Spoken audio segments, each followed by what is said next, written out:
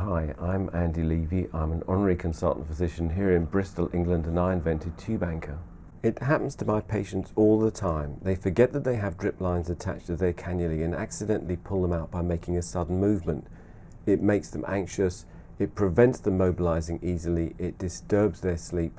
It's painful, of course, and it's time-consuming and frustrating for staff. It's also expensive, and by the time you've added up all of the consumables, it can cost over £4 to replace the cannula, not accounting for staff time.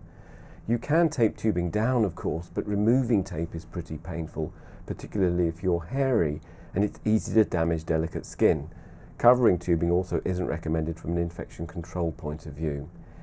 Anything that sticks to the skin is going to cause damage sooner or later, but the principal design feature that I incorporated into Tube Anchor is that the IV line can be inserted and lifted out from the top, so the anchor itself doesn't have to be detached from the skin.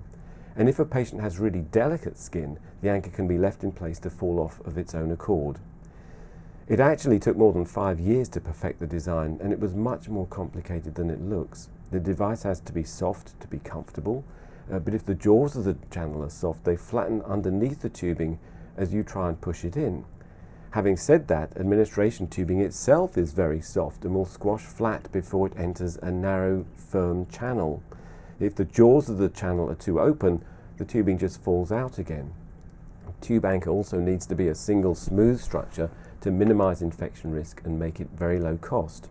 What you'll notice is that during insertion, the tube distorts into a narrow vertical oval to allow it in, but when you try and pull the tubing out, it produces a wide horizontal kink that keeps it in place. I'm delighted that Tube Anchor is now being manufactured and distributed internationally by P3 Medical. You can find their contact details if you put P3 Medical into Google or another search engine.